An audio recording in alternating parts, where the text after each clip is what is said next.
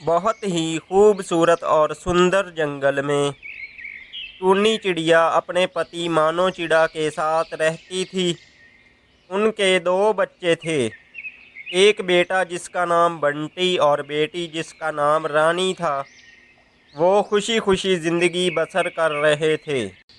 एक दिन टोनी चिड़िया और मानो चिड़ा खाने की तलाश में जंगल में निकले। उन्हें एक जगह कुछ दाने मिलते हैं। अरे मानो चिड़ा, आज तो हमें बहुत ही मजे का भोजन मिला है। जब हमारे बच्चे इस भोजन को खाएंगे तो बहुत खुश होंगे। हाँ टोनी, जल्दी से घर चलते हैं। दोनों बच्चे भूखे होंगे और हमारी राह देख रहे होंगे। तभी अचानक से बहुत तेज बारिश होने लगती है और वो दोनों एक दरख्त के नीचे बैठ जाते हैं और बारिश रुकने का इंतज़ार करने लगते हैं। तभी एक चील उन पर तेज हमला करके उन्हें मार देती है।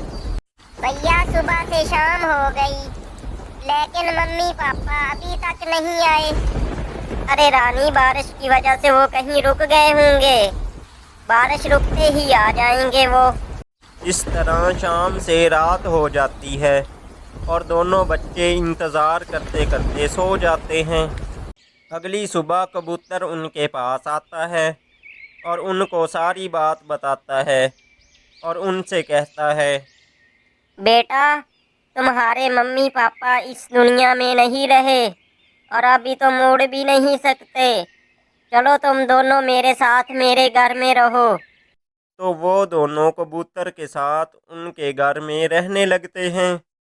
कबूतर की पत्नी को उन दोनों का कबूतर के घर में रहना बिल्कुल भी अच्छा नहीं लगता था, लेकिन फिर भी वो उन दोनों को अपने घर में रख लेती है और उनसे घर के छोटे छोटे काम करवाती रहती है। ऐसे ही दिन गुजरते गए। फिर दोनों बच्चे उड़ना सीख लेते हैं। तब कबूतर की बीवी उन दोनों से कहती है, अब तुम दोनों ने उड़ना सीख लिया। तुम दोनों भोजन लेकर आओ और मेरे घर में भोजन का ढेर लगा दो। फिर वो दोनों सुबह से शाम तक भोजन लाते रहते हैं और थक जाते हैं। तब शाम को जब कबूतर घर आता है तो वो पूछता है, अरे, घर में इतना सारा भोजन कैसे आ गया? इससे पहले कि कबूतर की पत्नी कबूतर से कुछ कहती, अरे कबूतर अंकल, ये भोजन मैं और रानी लेकर आए हैं। आंटी ने तो हमसे मना किया था, लेकिन हम तेज उड़ने के शौक में इतना सारा भोजन लाए हैं। चलो अच्छा, अब तुम सो जाओ, थक गए होंगे। सुबह हो जाती है और कबूतर घर से बाहर चला जाता है। अरे तुम दोनों उठो और भोजन लेकर आओ। बरसात का मौसम आने वाला है। इससे पहले कि बारिशें शुरू हो जाएं, ढेर सारा भोजन इकट्ठा कर लो। आंटी, पहले हमें थोड़ा सा खाना दे दो। बहुत जोरों से भूख लगी है। अरे, खाना शाम को मिलेगा। अब तुम दोनों काम पर लग। वो दोनों भोजन की तलाश में निकल जाते हैं। भैया, आंटी तो हमसे बहुत काम करवाती है और हमें भोजन भी नहीं देती। मेरे तो कल से पंखों में दर्द हो रहा है। अगर माँ होती तो हमसे इतना काम कभी ना करवाती। अरे रानी, ऐसा नहीं कहते। कबूतर अंकल और आंटी ही हमारा परिवार है। जब हमारे मम्मी पापा मर गए थे तो उन्होंने ही हमारा पालन पोषण किया था। हमें ये भूलना नहीं चाहिए। अब घर में बहुत सारा भोजन जमा हो गया था और बरसात के दिन आराम से गुजर सकते थे। कबूतर की पत्नी उन दोनों से कहती है, अरे अब मैं तुम दोनों का बोझ नहीं उठा सकती।